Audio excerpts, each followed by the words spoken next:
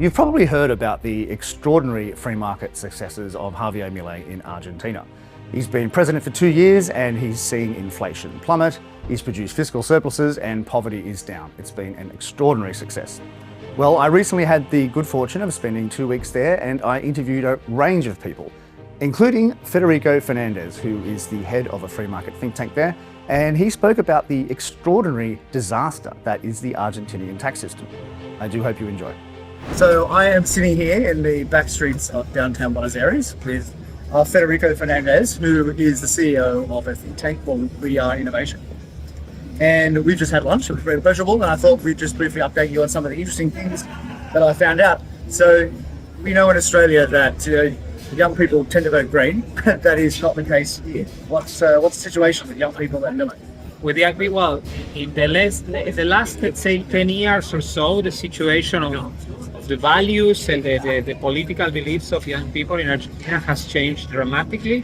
Historically, and like basically all over the world, young people tended to be very left-wing oriented.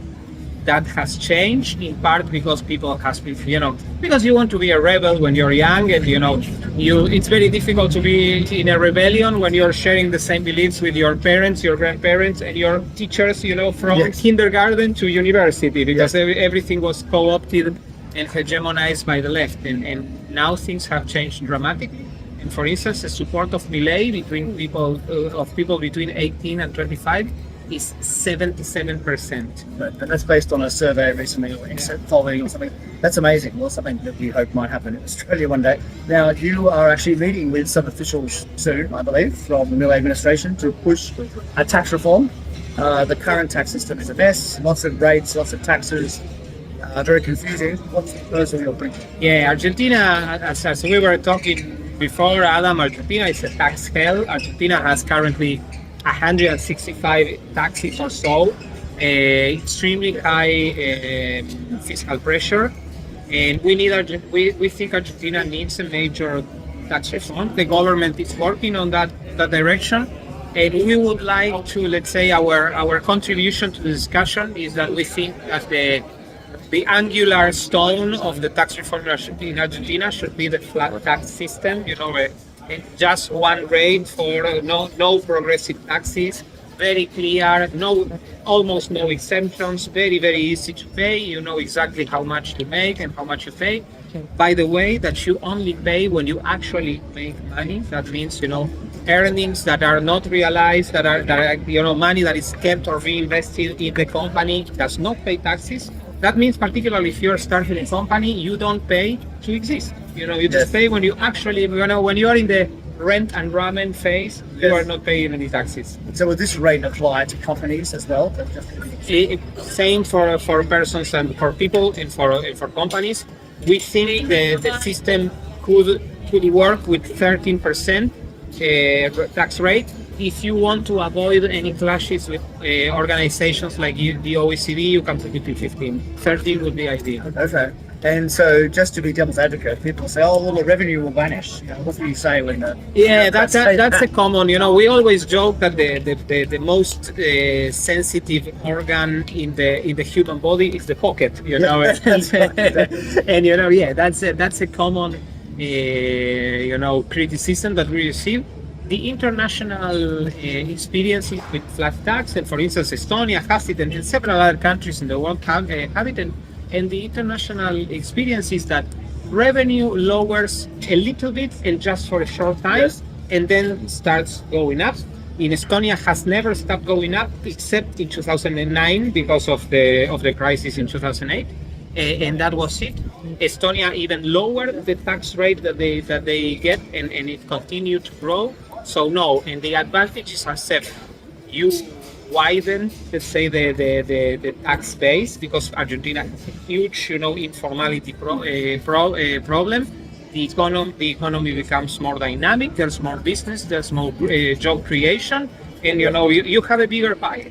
So there's just been a great victory for Milei in the Congress here. Not quite majorities, but of course he can negotiate with other parties. Do you think such a reform would have a real chance? Yes. I think the first 2 years, the Milei administration has been way more successful than everybody expected. And the next 2 years, I think better said, in the next 12 months or so, I think the future of Argentina will be at play, and I am extremely optimistic. I think major reforms that the country needs, tax-wise, labor-wise, and social security-wise, will be discussed and approved. Now, you were telling me before that there are currently bizarre taxes related to electronics.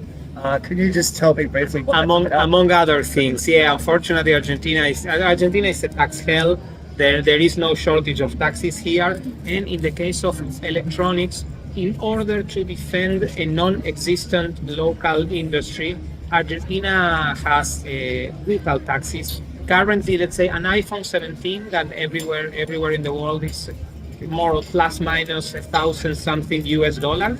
In Argentina, is over 3,000 if you buy it legally. Of course, like in many things, there are other ways to purchase it. Yeah, okay, well, let's hope the reform works. Just one more issue. In Australia and Britain and America, Milei is often compared to Trump, in style and substance as well. I mean, how accurate is that?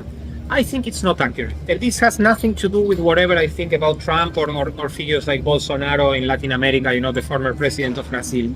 I think the best way to interpret Milei, and every phenomenon, let's say, is unique in a way. But if you want to find an international parallel, I think Milei is a very similar figure to the reformers of the 90s in Central Europe and the Baltic states.